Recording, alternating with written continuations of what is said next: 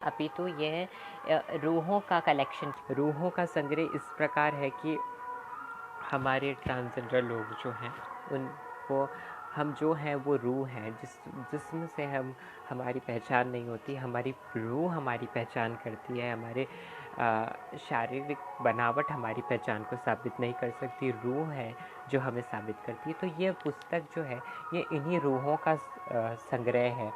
और इन रूहों को एक साथ पिरोने का जो योगदान दिया है विकास प्रकाशन ने, फिरोज़ सर ने, वो तारीफ़ काबिल है।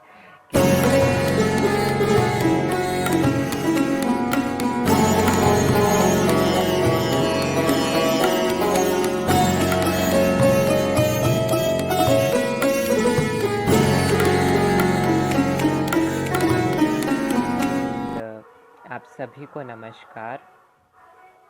और ये पुस्तक है ज़िंदगी की दास्तां, जो कि अभी फ़िलहाल थोड़े दिन पहले ही प्रकाशित हुई थी, जिसमें संग्रह है सभी ट्रांसजेंडर की कविताओं का, उनकी कहानियों का और उनके दर्दों का। एक तरह से कह सकते हैं हम कि उनके दर्दों का ये संग्रह है। क्योंकि ये जो पुस्तक है इसमें सभी ट्रांसजेंडर समुदाय के मतलब बहुत से ट्रांसजेंडर लोग जो राइटर्स जो हैं, स्पेशली जो कि लिखते हैं, उनको ये मौका दिया, इन्होंने ये अवसर प्रदान किया कि वह अपनी दर्दों को इन पन्नों पे उखेर सकें। और ये पहली ऐसी पुस्तक है जिसमें ट्रांसजेंडरों के द्वारा लिखी गई खुद की रचनाएं हैं। गद्य और पद दोनों के रूप में ये रचनाएं हैं हमारे समक्ष इस पुस्तक के माध्यम से। और ये जो पुस्तक है इसमें हम ये नहीं कह सकते ये केवल एकमात्र पुस्तक नहीं है, ये केवल पुस्तक नहीं है, अपितु ये रूहों का कलेक्शन कह सकते हैं हम, सोल्स का कलेक्शन जिसे हम कह सकते हैं कि ये हमारी ट्रांसजेंडर आत्माओं की रूहों का एक कलेक्शन है, जिसमें दर्द, आशाएं और संघर्ष सभी को उन्होंने बयां किया है, अपने दर्दों को उखेरा है।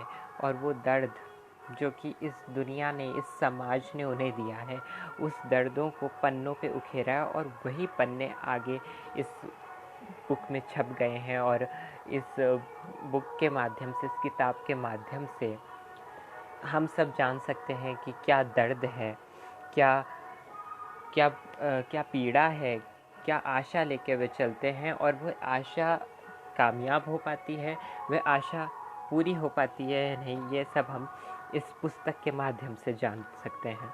क्योंकि ये जो है केवल मैंने जैसे बोला कि एक पुस्तक नहीं है, ये रूहों का संग्रह है।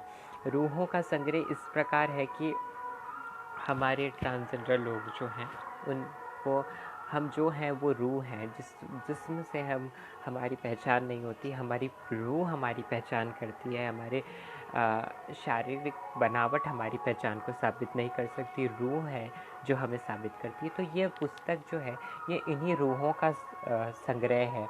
और इन रूहों को एक साथ पिरोने का जो योगदान दिया है विकास प्रकाशन ने, फिरोज़ सर ने, वो तारीफ़ काबिल है।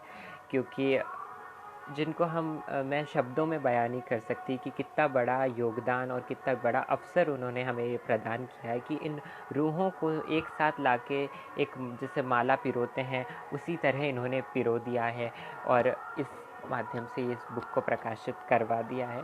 बिना किसी स्वार्थ के उन्होंने ये कार्य किया है कि कहते हैं जैसे एक जौहरी ही एक हीरे की पहचान कर सकता है, तो फिरोज़ सर ने एक बहुत अच्छे जौहरी हैं जिन्होंने इन रूहों की पहचान करके उनको यहाँ पे एक साथ लाया, उनको एक साथ यहाँ पे मौका दिया कि वह अपनी इस व्यथा को, अपने इस दर्द को इन पन्नों में उखेर सकें। और उन्होंने बखूबी इसमें उखेरा भी है। और विद्या राजपूत जी और रवीना बरिहा जी जो इस संपादक है, उन दोनों को भी मैं बहुत बहुत तहे दिल से शुक्रिया अदा करना चाहूँगी। और शुक्रिया अदा उन सब का करना चाहूँगी जिन्होंने जो भी इसमें मेरी ट्रांसजेंडर सिस्टर्स हैं, जिनकी कविताएं इसमें हैं, ट्रांस वुमेन है, ट्रांस मैन जो भी इनमें हैं, उन सब का दर्द इस किताब में है, गद्य और पद के रूप में। ये किताब इसके अंदर तीन खंड हैं। पहला खंड जो है वो कहानी का है, दूसरा खंड कविता का है और तीसरा खंड साक्षात्कार का है, जो कि फिरोज़ सर ने और विद्या राजपूत जी ने लिया है। तो इस पुस्तक में हमें वो सारी चीज़ें देखने को मिलेगी, वो सभी चीज़ें देखने को मिलेगी जो एक ट्रांसजेंडर की जीवनी से रिलेटेड है और जीवनी से संबंध रखती है। किस प्रकार वो दर्दों को झेलता आ रहा है बचपन से, और वो जो संघर्ष है उन लोगों का, वो संघर्ष किस प्रकार से उनको पीड़ा देता है, और उस संघर्ष को झेलते हुए भी वो दर्द कम नहीं हो पाता है। उम्र भर वो दर्द साथ बना रहता है और बचपन से वो दर्द जो जुड़ता जाता है, वह सब इस किताब के माध्यम से आपको देखने को मिलेगा। इस किताब में आपको वह सब मिलेगा जो कि रियलिटी है, जिसे मैं कह सकती हूँ सत्य है। कुछ भी इसमें अनरियल और कुछ भी इसमें असत्य नहीं है, क्योंकि ये उनकी खुद की लिखी हुई दास्तां हैं, ये ज़िंदगी की उनकी खुद की दास्तां हैं। तो इसमें कहीं भी असत्य नहीं है, जो कुछ है वो सत्य से जुड़ा हुआ है। क्योंकि कई बार राइटर्स कहानी को बढ़ाने के चक्कर में कुछ और भी लिख देते हैं जो कि थोड़ा असत्य होता है, पर यह जो भी इस किताब में है वह सत्य है, जो उनकी आत्मा ने लिखा है, ट्रांसजेंडर की आत्मा ने जो लिखा है वो सत्य लिखा है। और जिन्होंने भी जिन्होंने हमको ये अपॉर्चुनिटीज़ दी हैं, वो उन्होंने ये अपॉर्चुनिटी इन आत्माओं को देख के हमारे ऊपर बहुत बड़ा उपकार किया है। और उन्होंने फिरोज़ सर ने हमको एक के बाद एक महत्व दिया। मतलब पूरे लॉकडाउन के पीरियड में उन्होंने ये लाइव सेशन कराया और अभी भी करवा रहे हैं, जिससे कि हम आपके सामने आके अपनी बात को रखने में सक्षम हो पा रहे हैं, अपने दर्द को बयां करने में सक्षम हो रहा है। ये एक बहुत अच्छी पहल है, बहुत अच्छी पहल है जो उन्होंने की है।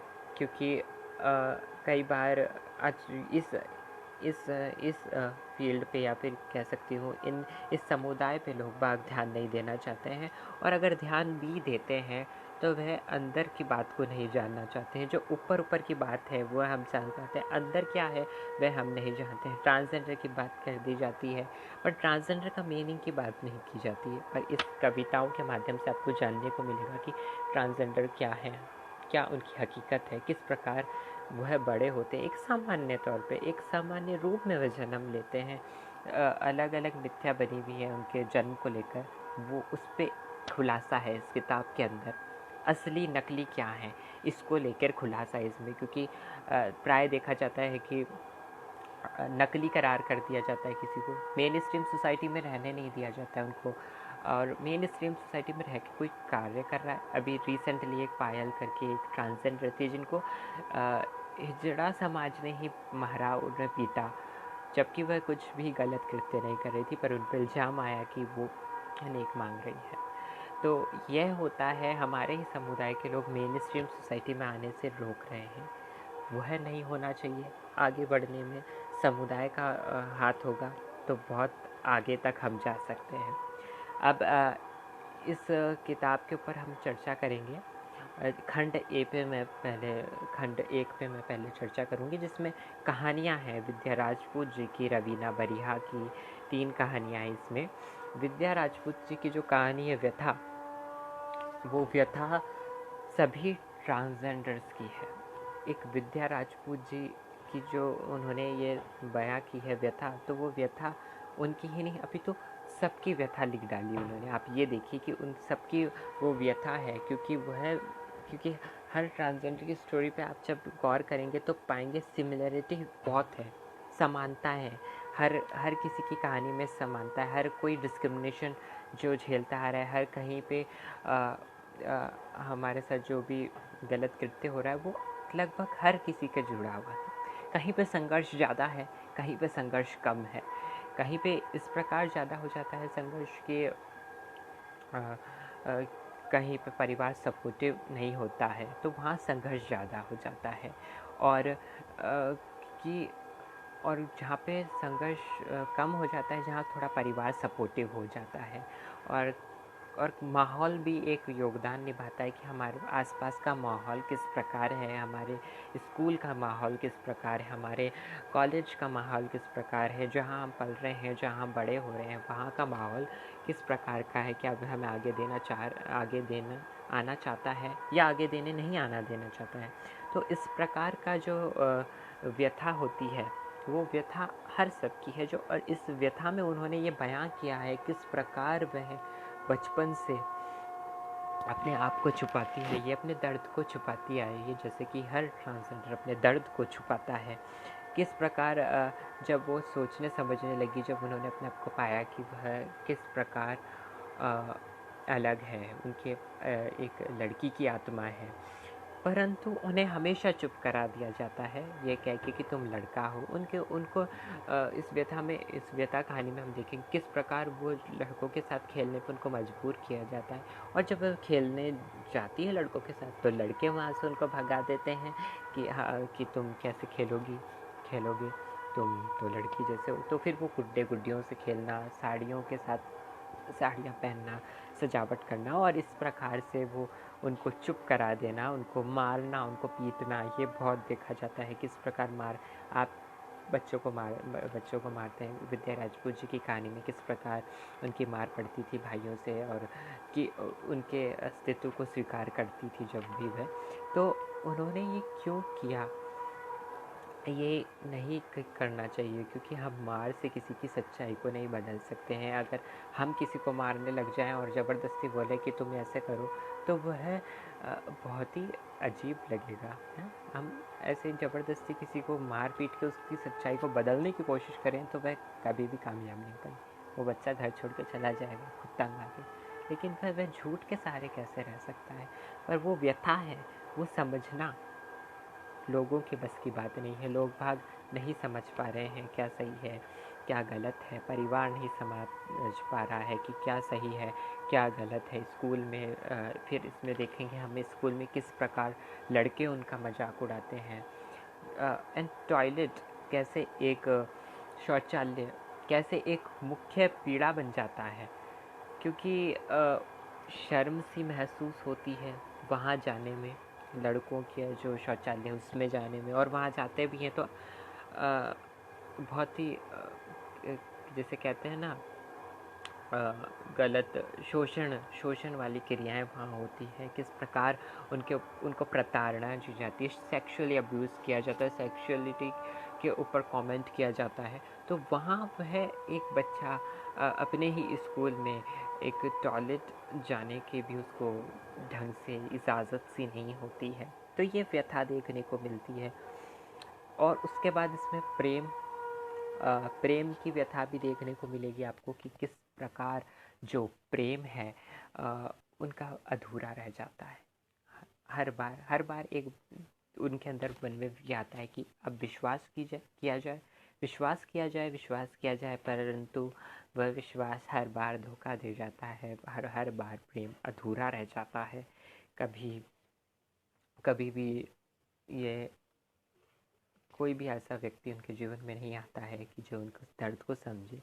हर एक व्यक्ति थोड़े टाइम पीरियड के लिए उनके साथ रहता है, उसके बाद फिर उनको फिर से वह धोखा दे देता है, और या फिर धोखा नहीं कहूँ उनको बुरा लगे तो मतलब छोड़ के चला जाता है। तो मतलब वह प्रेम भी अधूरा रह जाता है, सिर्फ एक सेक्सुअलिटी के कारण वो प्रेम अधूरा रह जाता है। फिर उसके बाद हम इसी कहानी में नौकरी के ऊपर भी बात है। नौकरी में भी किस प्रकार की प्रताड़नाएं दी जाती है, नौकरी में भी किस प्रकार से लोगों को ये देखने को मिलता है कि लोग वहाँ पे भी लोग प्रताड़ित कर रहे हैं, उनके साथ उनकी सेक्सुअलिटी के ऊपर प्रश्न उठा रहे हैं, उन सब के ऊपर, और उनको शोषण का शिकार बनाने की कोशिश करते हैं। क्योंकि भले ही परिवार ना समझ पाए, भले ही लोग ना समझ पाए, लेकिन समझने वाले समझते हैं कि ये ही और शी इज़ डिफरेंट, और वह उनका फ़ायदा उठाने की कोशिश करते हैं। तो चाहे वह नौकरी हो, चाहे प्रेम हो, हर कहीं फ़ायदा उठाया जाता है उनका। तो ये इस व्यथा कहानी में एक व्यथा है उनके जीवन की। किस प्रकार से आप जब इसे पढ़ेंगे तब जान पाएंगे कि किस प्रकार से वो प्रताड़ना दी जाती है और ये व्यथा कितनी बड़ी और गंभीर है। खंड ए में ही रवीना बरिहा की जी की कहानियाँ हैं। आखिरी सौगात और खुदकुशी, और एक और है अनछुई पहली। जब हम देखेंगे आखिरी सौगात, जब आप पढ़ेंगे तो यहाँ आप देखेंगे एक बेबस, एक लाचार किन्नर जो कि प्रेम की मारी गई है। मतलब कि पूरी तरह से वो किस तरह से झुली गई है, करीमा जिसका नाम है। बचपन से जब उसने अपने आप को डिफरेंट पाया तो वह जाके किस प्रकार एक गुरु से मिली जो उनके पास किन्नर रहती थी, उनसे उनके साथ रहते रहते उसने अपने अस्तित्व को कैसे पहचाना। अपने अस्तित्व को पहचानने के बाद ये भी देखने को मिला कि किस प्रकार वहाँ पे उनके साथ ये अप्रिय घटना घटती है। प्रेम का झांसा मिलता है। वो प्रेम, अगर प्रेम होता तो वह लंबा चलता, लेकिन वह प्रेम प्रेम ही नहीं था। वह प्रेम तो एक धोखा था, जो जिसे जिसे हम कह सकते हैं पैसों का लालच था। पैसों के लालच के कारण प्रेम किया गया उनसे। और फिर उस ये कहानी का शीर्षक आखिरी सौगात की बात कर रही हूँ, और उसमें उस प्रेम की जो अनुभूति उसने महसूस की, लेकिन क्या उस पुरुष ने वो अनुभूति या फिर वो प्रेम महसूस किया? नहीं किया, क्योंकि वह तो सिर्फ इस बात में ही उसे पैसों का लालच था। क्योंकि जब करीमा उसके पास जाती है, करीमा उसके साथ रहती है, शादी करके वह उसे घर ले आता है। दो she is beautiful and that's why, तो वह उसे शादी करके घर ले आता है, लेकिन घर के लोग उसे कभी भी एक्सेप्ट नहीं करते हैं। और जब एक्सेप्टेंस नहीं होती है तो वहाँ पे डिस्क्रिमिनेशन होता है। और उसमें ये पहलू देखने को मिलता है। कोई उन्हें आके इन्फॉर्म करता है कि करीमा के पति जो थे, जो किन्नर करीमा थी, उनके पति जो थे वो शादी करने वाले हैं दूसरी। तो करीमा तो एक बैंक अकाउंट जिसे कह सकते हैं, एक अकाउंट के रूप में यूज़ की जा रही थी। शादी दूसरे से हो रही थी, क्योंकि और उसमें उनका रिप्लाई आता है इस कहानी में कि इस कहानी में उनका रिप्लाई आता है कि हमें कि तो हमारे वंश को नहीं बढ़ा सकती, तो उसके लिए तो मुझे शादी करनी है। तेरे को क्या यहाँ पे रहने को मिल रहा है? तो वो जो प्रेम है वो प्रेम नहीं है, वो लालच है। उस कहानी में देखने को मिलेगा किस प्रकार वो लालच बढ़ता जाता है और करीमा उनका शिकार होती जाती है। और ये सब देख के करीमा इतनी टूट जाती है, इतनी मजबूर हो जाती है कि वह खुद को आग लगा लेती है और झुलस जाती है। और तो यहाँ पे देखने को मिलता है कि प्रेम किस प्रकार असफल हो जाता है। इस किन्नर के दर्द के प्रेम रूपी दर्द को भी इसमें उखेरा है कहानी के माध्यम से रवीना बरिहा जी ने। बहुत बहुत खूब और बहुत बेहतरीन कहानी ये थी, जिसे पढ़ के आप सभी की आंखें नम हो जाने वाली है। तो इसे ज़रूर पढ़िएगा। उसी के बाद एक और कहानी है रवीना बरिहा जी की, खुदकुशी। खुदकुशी जो कहानी है एक मासूम ट्रांसजेंडर की है जो बहुत ही जल्द खुदकुशी कर लेता है। और जब इस केस को लिया जाता है, क्योंकि आमतौर पे जब एक ट्रांसजेंडर की हत्या होती है, खुदकुशी होती है या फिर आत्महत्या होती है, तो वह ये सोचते हैं कि जब तो कोई भी केस नहीं लेना चाहता है उनका, वो उस केस को नहीं लेना चाहते हैं। क्योंकि क्या है, खुदकुशी कर ली, ट्रांसजेंडर था, किन्नर था, हिजड़ा था, कर ली तो कर ली, क्या करता जी के। तो इसके अंदर उस खुदकुशी के ऊपर एक जो वकील रेखा जी ने बड़ी मुश्किलात से केस लड़ा, तो उस केस में ये पाया गया कि किस तरह वो ट्रांसजेंडर अपनी आत्महत्या कर लेता है। पहले ही इमोशनली वीक होता है, उसके बाद माँ जो होती है उस ट्रांसजेंडर की, वो गलत कृत्य करती है, क्योंकि वो वैश्या टाइप या फिर जो धंधे वाली जिसे कहते हैं वह कार्य करती है। तो वह सब इसमें देखने को मिलेगा इस कहानी खुदकुशी में। तो इसमें ये भी देखने को मिलेगा कि एक चाइल्ड जो इंटेलिजेंट है, पढ़ने में होशियार है, उसका जब केस लड़ा जा रहा होता है तब सामने वाला दलाल ये कहने की कोशिश करता है कि वह एबनॉर्मल है और वो लड़कियों के जैसे तैयार होता था। तो यहाँ कहीं भी ऐसा नहीं कह सकते हम कि जब वो इतना इंटेलिजेंट चाइल्ड है जस्ट बिकॉज उसकी सेक्सुअलिटी डिफरेंट है तो इसका मतलब ये नहीं है कि वह खुदकुशी कर लेगा, मतलब कि वो पागल है, वो मेंटल है। ये सब इस कहानी को जब हम गौर से पढ़ते हैं तो हम इन पॉइंट्स पे भी ध्यान दे सकते हैं कि किस तरह से उसको एक तौर पे ये देखा जाता है कि उसे मेंटल कह दिया या कुछ भी कह दिया। तो मतलब कोई भी उस दर्द को नहीं समझ, पर अंत में देखेंगे कि जब सच्चाई सामने आती है, उस ट्रांसजेंडर का पेन जब उसकी माँ व्यक्त करती है आखिरी में, तो किस प्रकार कोर्ट में बैठे हुए सभी लोगों की आंखें नम हो जाती है। सभी लोग जो पहले उनका उस बालक का, उस चाइल्ड का मजाक उड़ा रहे थे, वो किस प्रकार उनकी आंखें नम कर देती है रेखा जो वकील होती है। तो यहाँ देखिए किस प्रकार की दर्द और प्रताड़ना झेलता है एक ट्रांसजेंडर चाइल्ड, अपने परिवार में भी, बाहर भी, और लोग भाग उसे अलग अलग सांचों में, अलग अलग ढांचों में डालते हैं और क्या क्या कहते हैं।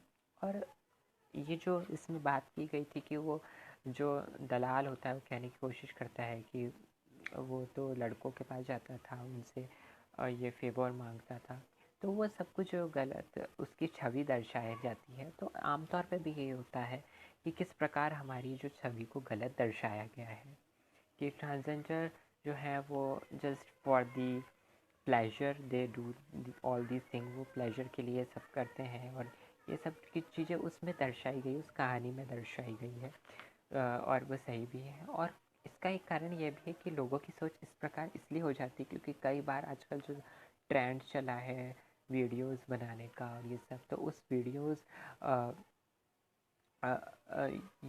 मतलब उसके अंदर जो ट्रेंड चल रखा है ना, लोग भाग ट्रांसजेंडर का गेटअप करते हैं या फिर लड़के बनते हैं, लड़के भी लड़की बन बन के जो स्ट्रेट हैं उनकी बात कर रही हूँ, तो वो भी बन बन के ऐसे इस तरह के अजीब अजीब रिएक्शन देते हैं, गंदी गंदी बातें और अश्लील बातें सोशल मीडिया तक पे डाल देते हैं। तो इस कारणवश से हमारी जो कम्युनिटी है उसे ब्लेम कर दिया जाता है और उसकी छवि गलत पड़ जाती है, जो कि खुदकुशी कहानी में देखने को मिलेगी।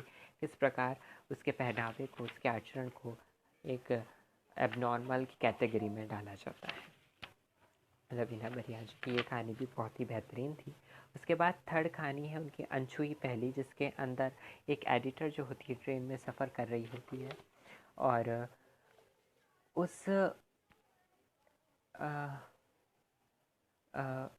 जैसे कहते हैं अनछुई पहली के अंदर जो एक एडिटर होती है, वो एडिटर आती है और देखती है कि लड़ाई झगड़ा हो रहा होता है, किन्नर को कोई मार रहा होता है ट्रेन में, तो और फिर वो मुंह बना के चिल्लाती हुई दूसरी बोगी में चली जाती है, बागी जो भी होता है ट्रेन में, दूसरे बॉक्स में चली जाती है।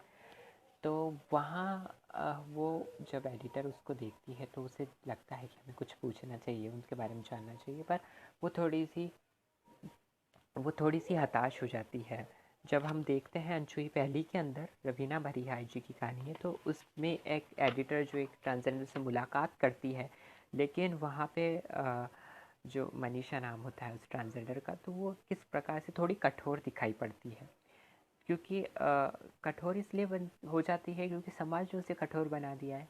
तो पर फिर भी एडिटर ये चाहती है कि वो जाए और जाके उससे मिले और अपनी बात को रखे, और ऐसा ही होता है। वहाँ अगले दिन फिर मनीषा से मिलने जाती है एडिटर और उससे उनके दर्द, उसकी कहानियों को जानने को इच्छुक रखती है और किस प्रकार से वो वहाँ पे देखती है कि वहाँ पे एक आपको पढ़ाई वाला सीन दिखाई देता है कि वहाँ पे उन्होंने अपनी उसकी नर जो थी उन्होंने अपनी मार्कशीट टांग रखी और उस मार्कशीट में उन्हें 87% मिला हुआ है और वह 7th क्लास की मार्कशीट है। लेकिन जब वो एडिटर ये पूछती है कि क्यों तुमने पढ़ाई छोड़ दी, तुम तो बहुत अच्छा पढ़ती हो। तो वो ये कहती है कि वो पढ़ाई इसलिए छोड़ दी क्योंकि हमारे नसीब में, हमारी किस्मत में पढ़ाई लिखाई कहाँ। और वो पढ़ाई लिखाई क्यों नहीं है उसकी किस्मत में, क्योंकि उसका मुख्य कारण समाज है, कि समाज किस प्रकार दरकिनार कर देता है। और वो ही दरकिनार कर देना उसे झकझोर के रख देता है, उसे कठोर बना देता है, उसे मजबूर बना देता है। तो अ, जी, तो वह किस प्रकार उसे कठोर बना देता है, उसे मजबूर बना देता है। तो अनछुई पहेली में यही दिखा है कि वह अनछुई सी पहेली, क्योंकि वह एक ट्रांसजेंडर एक पहेली से कम नहीं है, जिसे समझना आसान बात नहीं है। क्योंकि जब हम इसको इंटरप्रेट करेंगे, इंटरप्रिटेशन देंगे इस कहानी की, तो जहाँ तक मैंने ये इस कहानी को पढ़ा और समझा है, उससे मैंने यही पाया, जब उसमें देखेंगे कि जो अनछुई पहेली है उसके अंदर अ, अ, उस अनछुई पहेली के अंदर जहाँ पे मैंने इंटरप्रिटेशन देखी, उसमें यही है कि जो पहले जो सीन था उसमें ये दिखाया जाता है कि किन्नर के साथ लोग भाग मारपीट कर रहे होते हैं, और वो एडिटर जो कि नेक दिन इंसान है, वो उसे बचाती है और उससे बात करना चाहती है। तो लेकिन एट द फर्स्ट टाइम वह ये देखती है, जब पहले कि वो कठोर सी दिखाई देती है, वो बहुत ही अजीब रिएक्शन देती है, क्योंकि पहले ही उनको उसको मार पड़ चुकी थी। तो इसमें दो जब अपन इसकी इंटरप्रिटेशन देखेंगे तो ये देखेंगे किस प्रकार वो पहले कठोर दिखाई देती है, और अंत की कहानी में वो किस प्रकार उसी एडिटर की गोद में सर रख के रो देती है, क्योंकि वह दर्द जो समझने वाला भी कोई होना चाहिए। वहाँ एक जना उसे मार रहा है तो दूसरा उसे समझने की कोशिश कर रहा है। तो वो एक अनछुई पहेली इस प्रकार है, क्योंकि उस पहेली को समझने की किसी ने कोशिश नहीं की। उस अनछुई पहेली को समझने की कोशिश की उस एडिटर ने, और उस एडिटर ने जब उसे अनछुई पहेली को समझने की कोशिश की, तब जाके वह जान पाई कि उसके भीतर का दर्द क्या था, उसके कठोर होने का दर्द क्या था, उस इस तरह मांगने का दर्द क्या था। तो ये एक हर ट्रांसजेंडर एक पहेली है, और आप उसे तभी समझ सकते हो जब आप उसके नज़दीक जाके उसको समझना चाहोगे। दूर से आपको वो कठोर, भयानक यही दिखाई देगा, क्योंकि लोगों का आमतौर पे लोगों का ये मांगना है, लेकिन वो कितने कोमल है वह आप तब जान पाओगे जब आप उस पहेली को कोशिश करने की कोशिश करेंगे, या फिर ये कहो बूझो तो जानो। जब बूझोगे तभी जान पाओगे कि हम क्या हैं। तो ये खंड एक था जिसके अंदर कहानियाँ थी, और रवीना बरिहा और विद्या राजपूत जी ने जो बहुत ही ब्यूटीफुल वे में एक्सप्रेस की उन्होंने दर्द को कहानियों के माध्यम से और सच्ची घटनाओं से। बहुत बहुत धन्यवाद विद्या राजपूत जी और रवीना बरिहा जी का, हमें इस प्रकार की कहानियाँ देने के लिए। आप ज़रूर पढ़िएगा, आप जानेंगे किस प्रकार भीतर दर्द समा के वह भी संघर्ष को झेलते हैं, किस प्रकार कईयों की कहानियाँ अधूरी रह जाती, कईयों का प्रेम अधूरा रह जाता है।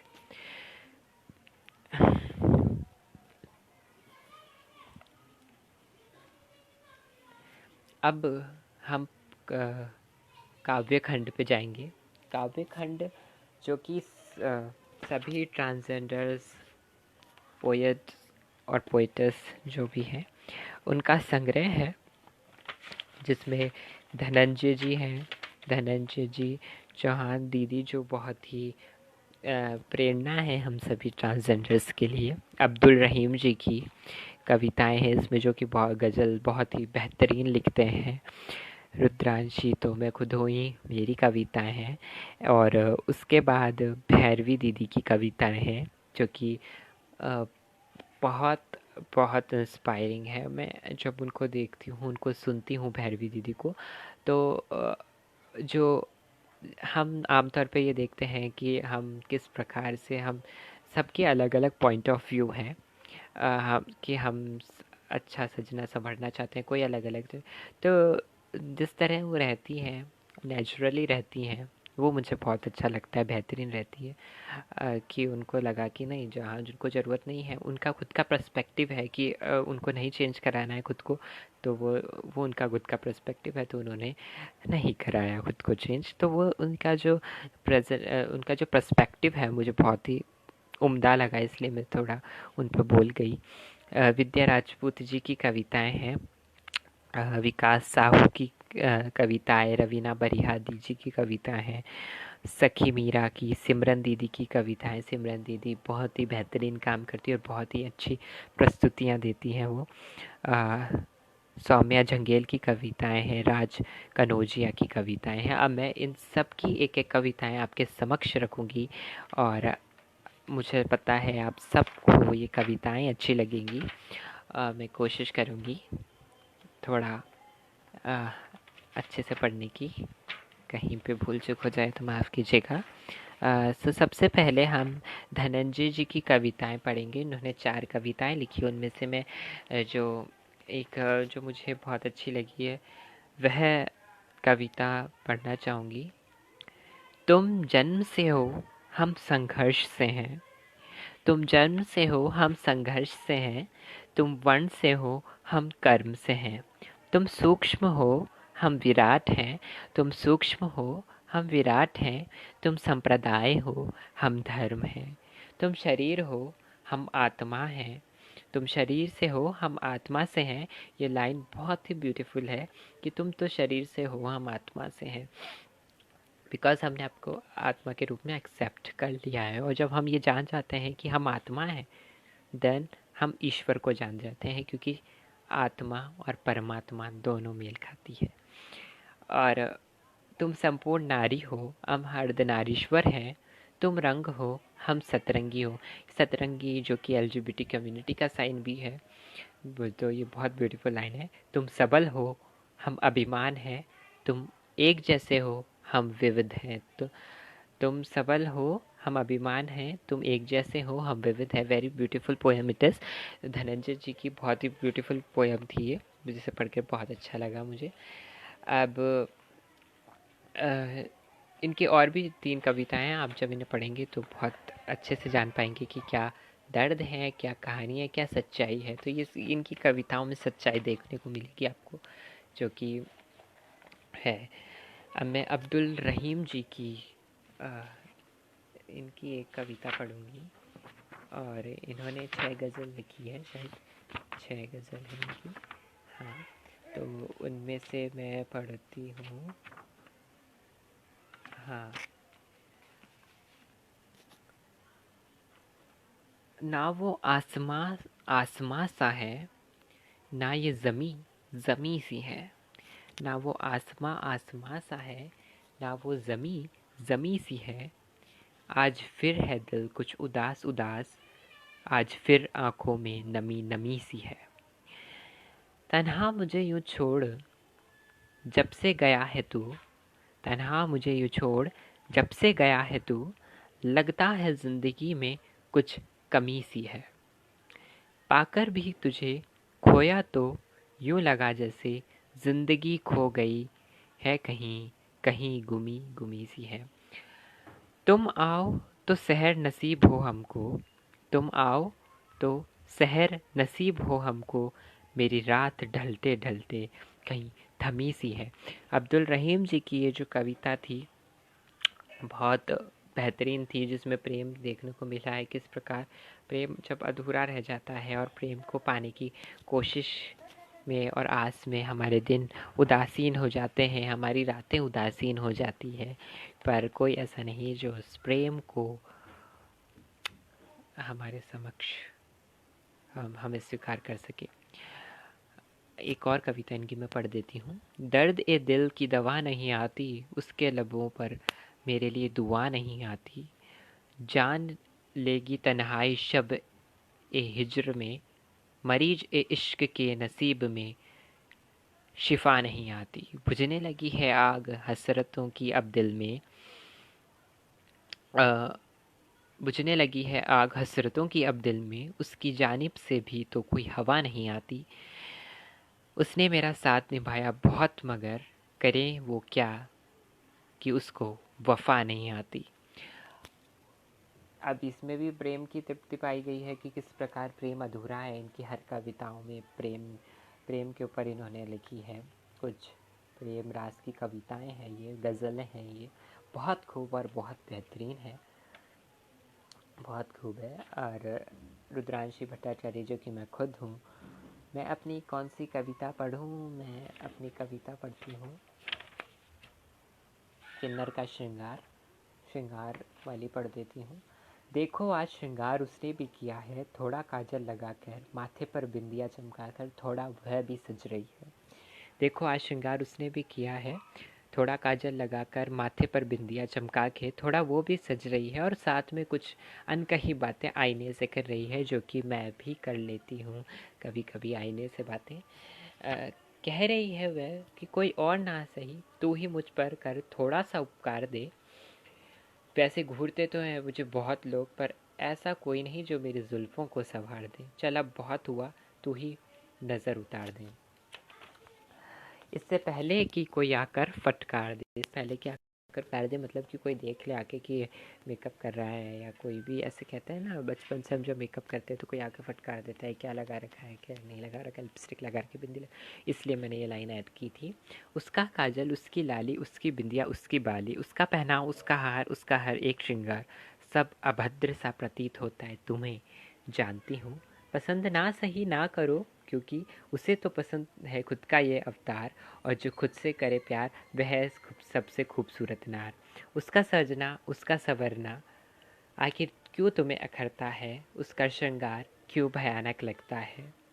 जानती है उसके श्रृंगार पे उसका उपहास बनता है, पूछते हो तुम किन्नर ही तो है, क्यों श्रृंगार करता है। तो जान लो अब इस बात को कि नर को इस श्रृंगार से ही साहस मिलता है। बदल लो अब अपनी इस धारणा।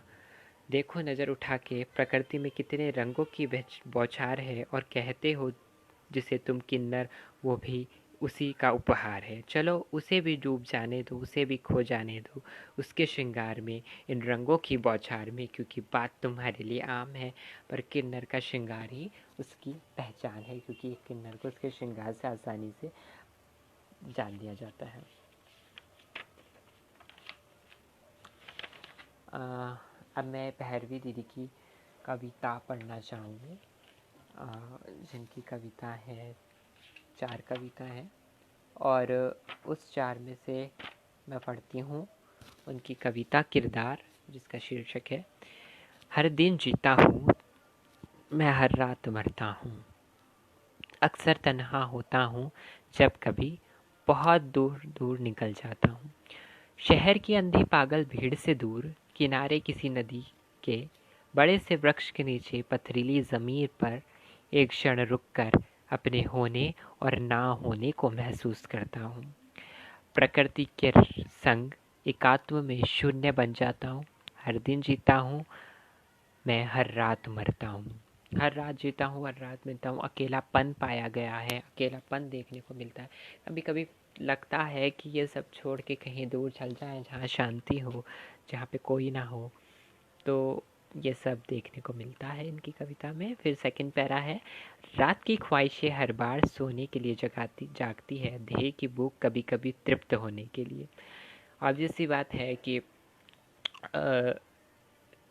वी आर ऑल्सो ह्यूमन, तो कभी ना कभी देह की भूख जो इन्होंने लिखा है कभी कभी तृप्त होने के लिए जगाती है, अपने हिस्से का थोड़ा सा भीख मांगती है। आत्म का रुदन मेरी देह से प्रेम की छाव मांगता है। वो जो अंदर आत्मा है वो थोड़ा सा प्रेम पाने की आशा रखती है कि थोड़ा सा प्रेम ये शरीर दिलवा सके। तो देह देह भटकता हुआ प्रेम की आस में इस आत्मा और देह की कश्मकश में दोनों ही हर बार परास्त हो जाते हैं, क्योंकि जिस आत्मा के अकॉर्डिंग नहीं है।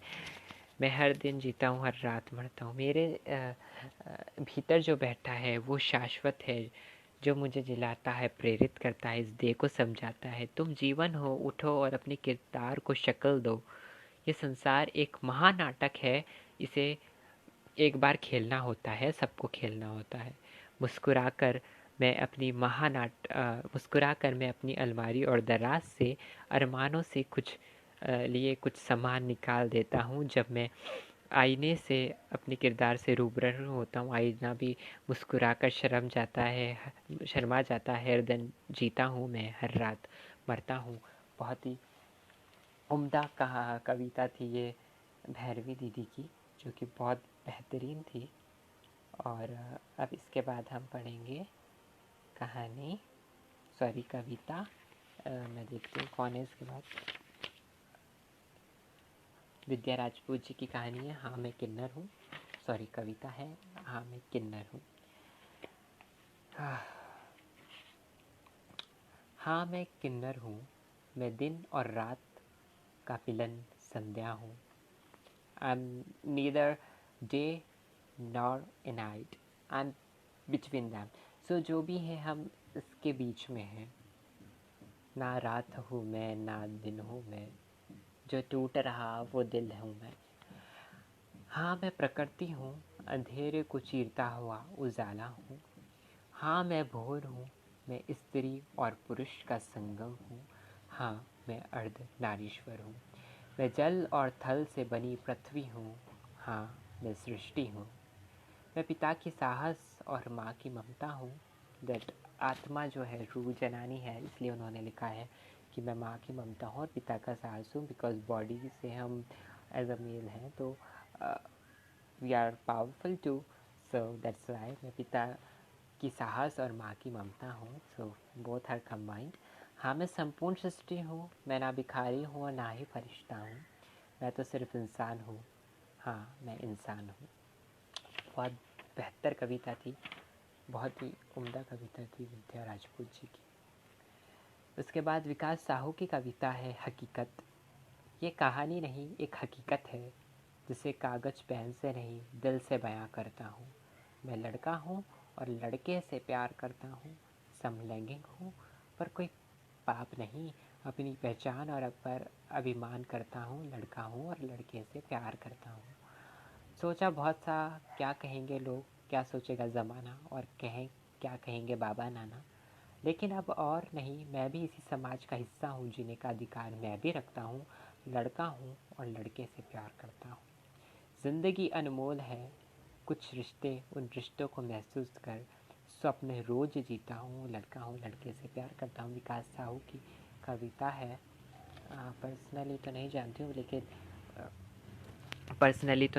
हूँ विकास साहू को, लेकिन बहुत ही हकीकत जो इनकी कविता है बहुत ही उम्दा है, जो कि उन्होंने प्रेम के ऊपर लिखी है, दैट समलैंगिकता पे लिखी है किस, तो बहुत ही बेहतर कविता है। अब इसमें है चिर तपस्विनी, रवीना बरिहा जी की कहानी, कविता। रक्त चढ़ाती हूँ प्रिय तुमको, प्रेम दृष्टि से रहित वंचित, दे आहुति तन मन को भी, पुण्य दुखों को करती संचित। दुखों का गहन पाठ पढ़कर और अधिक भी निर्मल हुई, निर्दय तुम्हारे अत्याचारों से अनजाने में ही होम हुई। खंड खंड होते प्रतिपल मेरे, तथापि धीरज बंधी रही, तिरस्कार के अंधेरे में आशा दीपक सी जली रही। कैसे कैसे ख्वाब पले हैं तुम्हारे प्रेम को लेकर मन में आज, मेरे पागल प्रयास अभागों, आकर कभी देख पाते तुम काश। प्रेम के मेरे मृद तीरों से पीड़ित होगी घृणा तुम्हारी, दो भावों के इस सम्रांगण में विश्व कथा फिर बनेगी हमारी।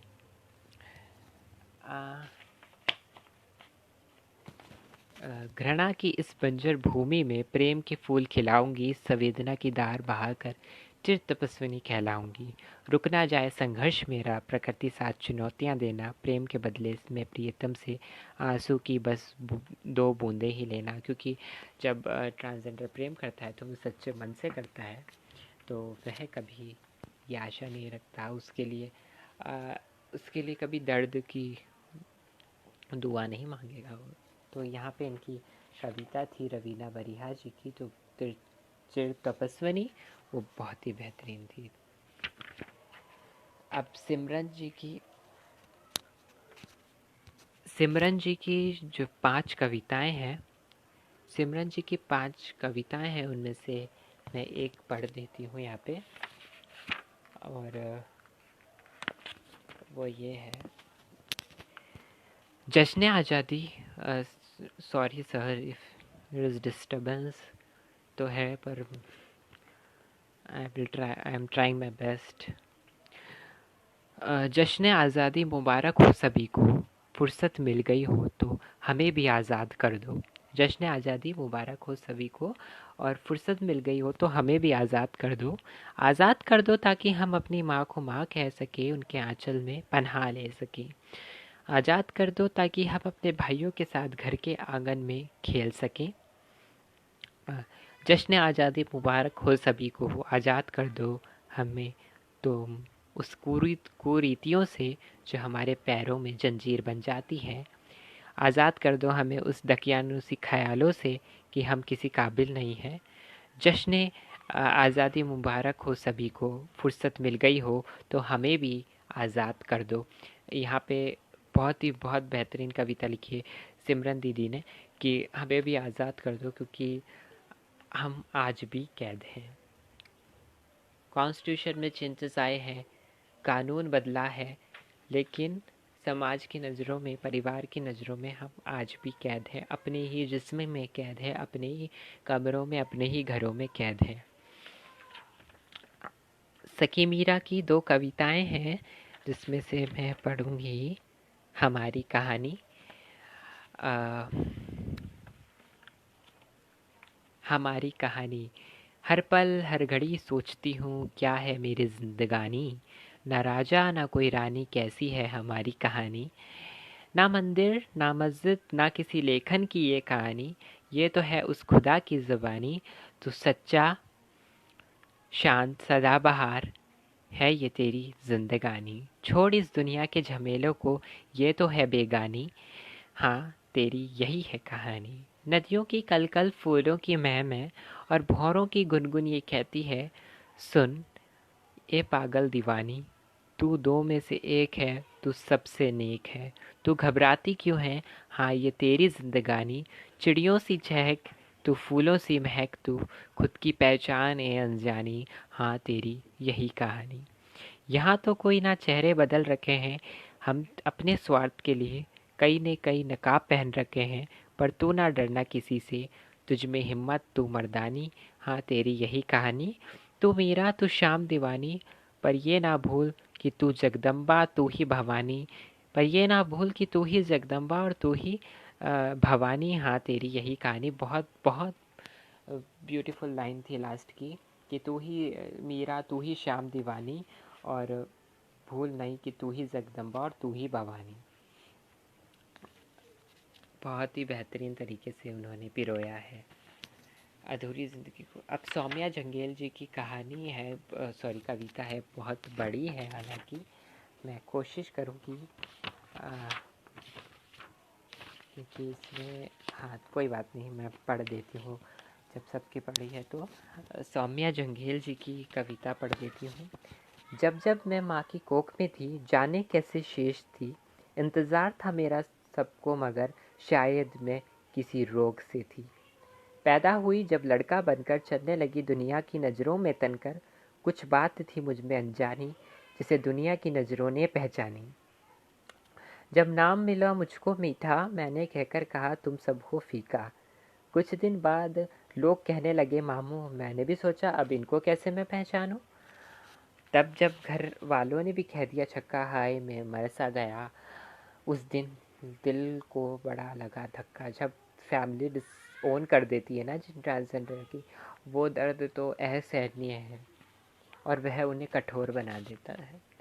अपनों से ही जब मुझे मिलने लगा ताना, उस दिन मैंने अपने अस्तित्व को पहचाना। गलती मेरी है या दुनिया की, ज़रा मुझको बतलाओ। ये तो कुदरत का करम है कि कोई मेरे घर जाकर समझाओ। हम हर कोई ये फील करता है कि कोई तो घर पे आके हमारी इस प्रॉब्लम को सॉल्व कर सके, ईश्वर उतर के आ जाए, कोई तो ऐसा मसीहा फरिश्ता आ जाए। ठुकरा दिया मुझे सभी ने, मेरी तरफ किसी ने नहीं देखा। ठुकरा दिया सभी ने, मेरी तरफ किसी ने नहीं देखा। चल दी घर से अब मैं, मेरे साथ रह गई जीवन की ये रेखा। एक बार पलट कर देखी मैं जी, जो मेरे साथ जीती रही, रोक ना पाई मुझको वो माँ ही थी जो अपने आंसू पीती रही। पहुंची मैं जब अपनों के बीच धीमे धीमे आंखों को मीच, एक नाम मिला नया अनजाना, जिस नाम से मुझे सबने पहचाना। अपना समझकर मैं आज जहाँ पहुँची, वह बन गए रिश्ते माँ बहन और मौसी। यहाँ पे ट्रांसजेंडर या किन्नर समुदाय की बात हो रही कि अब वही लोग उनके अपने बन गए। पेट के लिए जहाँ नाचना गाना वहीं कहीं पर है, जिसमें फिरोशी भी है वहाँ पे। अब तो घर छूटा छूट गया वो सारा काम धाम, महामारी ऐसी आई कि बदल गया आवाम। अब तुम भी बदल जाओ दुनिया वालों, हम किन्नरों के अस्तित्व को अपना लो। जन्म देने वाले एक हैं, एक ही हमारा भगवान, हम किन्नर भी कोई अलग नहीं, आंखें खोल कर लो जान। मगर लड़कियां हैं सौम्य और लड़कों में है दम, मौका दो हमें भी आज, हम किन्नर नहीं है किसी से भी कम। बहुत ही बेहतरीन कविता थी सौम्या जंगेल जी की, बहुत ही बेहतरीन थी और पूरी तरह से दर्द को बयां किया है, दर्द को घेरा है। किन्नर कम्युनिटी में जो चले जाते हैं उन लोगों के दर्द को बयां किया है, जहाँ परिवार ने भी डिसरिस्पेक्ट कर दिया है, समाज ने भी डिसरिस्पेक्ट किया है, फैमिली ने डिसरिस्पेक्ट किया है, तो वहाँ एक किन्नर समुदाय परिवार मिला है। हाँ, माना वहाँ भी थोड़ी बहुत, जैसे जिसमें फिरोशी है वहाँ की बात की गई, तो वहाँ भी थोड़ी बहुत संघर्ष है, पर छोड़ दिया है। इसके बाद राज कनौजिया जी की, कनौजिया नील की 8 कविता हैं, जिसमें से मैं पढ़ देती हूँ एक कोई कविता उनकी। अस्तित्व। जिंदगी के सफ़र को सुहाना कहूँ जो, या अपने आप को दीवाना कहूँ। सामने है राह पर मंजिल कहीं खो गई, उस मंजिल की तलाश में चला जा रहा हूँ। ना कोई ना कोई साथ है, ना कोई साया, ना कोई अपना है, ना कोई पराया।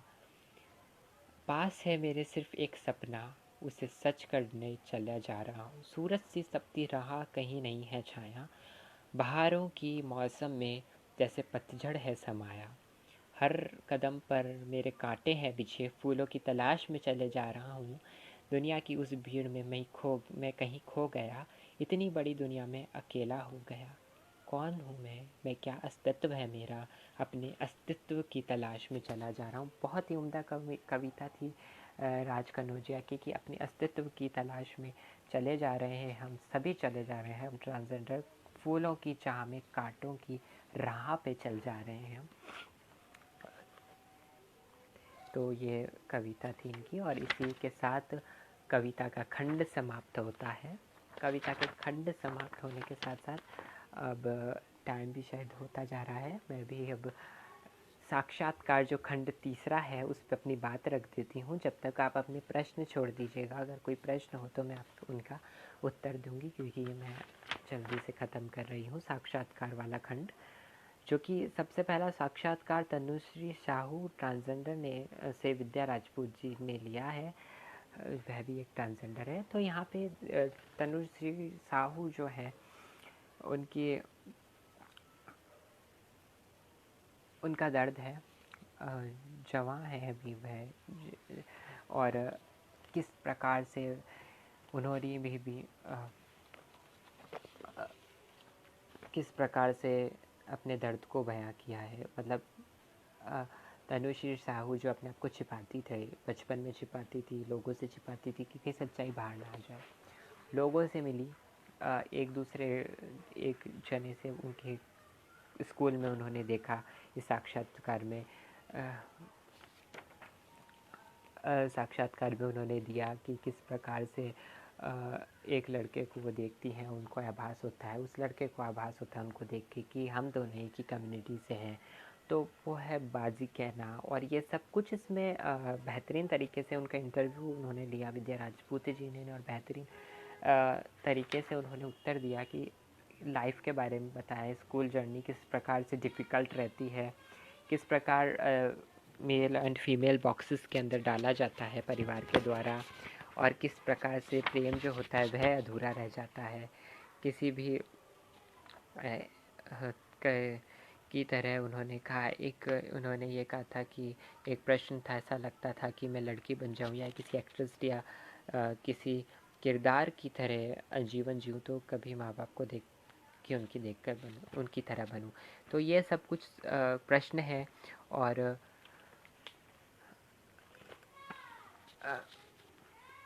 तो ये जो प्रश्न मतलब कि ये जो उन्होंने प्रश्न किया था, विद्या जी ने, उन्होंने तनुश्री साहू से, कि किस प्रकार से वह अपने आप को देखती हैं कि एक लड़की बन जाए। तो ये बहुत ही प्रश्न भी बहुत अच्छा था, उत्तर भी बहुत अच्छा था। उन्होंने जिस प्रकार दिया कि वह भी चाहे कि मतलब उनको सोनाक्षी सिन्हा जैसा पसंद है।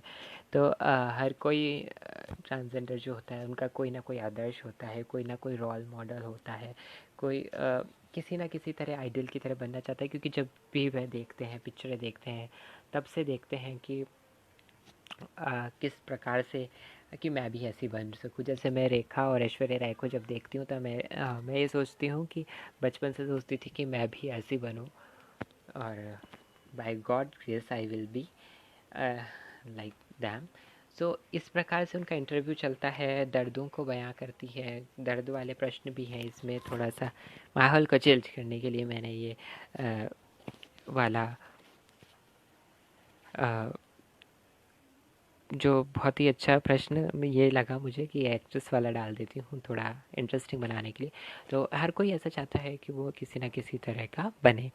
तो इसमें भी और भी प्रश्न हैं साक्षात्कार में विद्या राजपूत जी ने लिए हैं, पर मैं सारे नहीं पढ़ सकती हूँ, बयान नहीं कर सकती, क्योंकि ये बस आखिरी खंड है इसका, और बहुत ही मैं लगभग सभी कवर कर चुकी हूँ। तो इसमें तो उनका भी दर्द है कि किस प्रकार वो काम करते हैं, और काम के दौरान उनका शोषण होने की कोशिश होती है, हर कोई फ़ायदा उठाने की कोशिश करता है। तो जब आप इस साक्षात्कार को पढ़ेंगे तब आप जानेंगे उनके दर्द को। और इसका जो आखिरी खंड में आखिरी इंटरव्यू जो कि विद्या राजपूत जी का फ़िरोज़ सर ने लिया है, और फ़िरोज़ सर एक बहुत ही जिसे मैंने कहा था एक फ़रिश्ता है, जिसे हम कह सकते हैं, जिन्होंने एक फ़रिश्ता बनकर आए हैं, जो लगभग कितने भी ट्रांसजेंडर हैं जो मेरे जैसे, उनको इतना बड़ा अवसर दिया, उनको यहाँ तक लेके आए।